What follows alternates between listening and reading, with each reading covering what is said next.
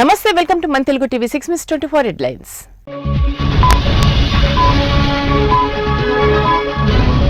వచ్చే ఏడాది జూన్లో కుప్పానికి హంద్రీనీవా జలాలు అందిస్తాం. ఏపీ సీఎం వైఎస్ జగన్ వెల్లడి.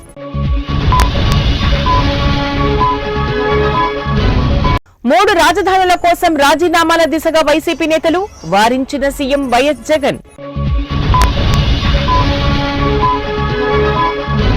పవన్ ప్రపంచంలోనే పెద్ద అరాచకవాది, రాష్ట్ర మంత్రి ఉషశ్రీ చరణ్.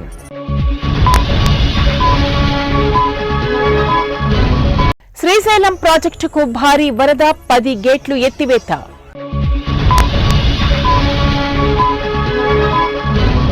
ఐటీ క్యాపిటల్ గా విశాఖ, సిబిఐ మాజీ జేడీ లక్ష్మీనారాయణ ప్రకటన.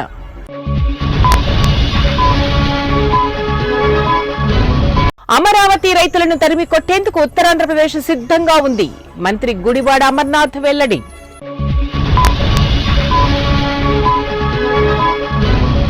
అమరావతి యాత్ర 100% టీడీపీ యాత్ర, మంత్రి బొత్స సత్యనారాయణ ప్రకటన.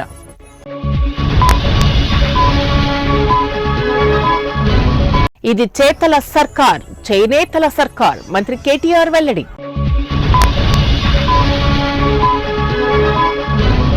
ఎన్ని మందలు కలిసి వచ్చినా సీఎం జగన్ పై చేయి సాధించలేరు, మంత్రి పెద్దిరెడ్డి రామచంద్రారెడ్డి ప్రకటన.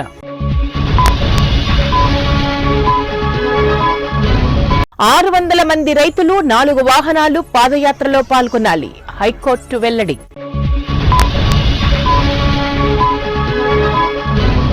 గుజరాత్ దొంగల పైసలు దబాయించి తీసుకోండి, మునుగోడు ఓటర్లకు మంత్రి కేటీఆర్ పిలుపు.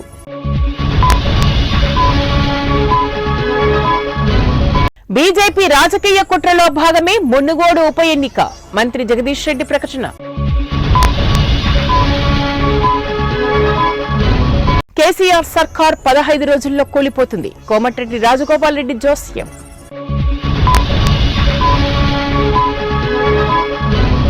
భారత్ జోడో యాత్రతో ఒరిగేదేమీ లేదు, వైఎస్ షర్మిల ఎద్దేవా.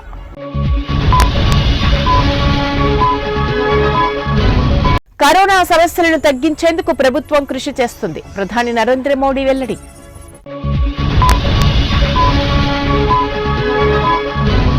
ఉగ్రవాదమే అతిపెద్ద హక్కుల ఉల్లంఘన, కేంద్ర హోంమంత్రి అమిత్ షా ప్రకటన.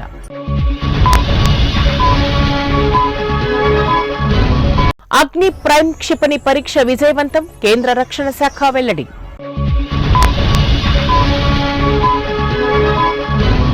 తాటాకు చప్పళ్లకు భయపడే ప్రసక్తే లేదు, శశికళ హెచ్చరిక.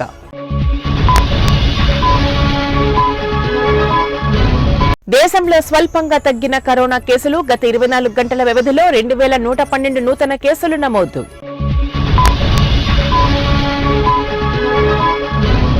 ఎన్కౌంటర్లో 166 మంది నేరస్తులను లేపేశాం, ఉత్తరప్రదేశ్ ముఖ్యమంత్రి యోగి ఆదిత్యనాథ్ సంచలన వ్యాఖ్యలు.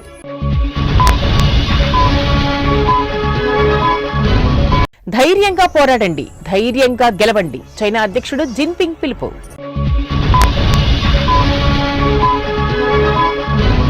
అరుణాచల్ ప్రదేశ్ లో కూలిన ఆర్మీ హెలికాప్టర్, 5 మృతి.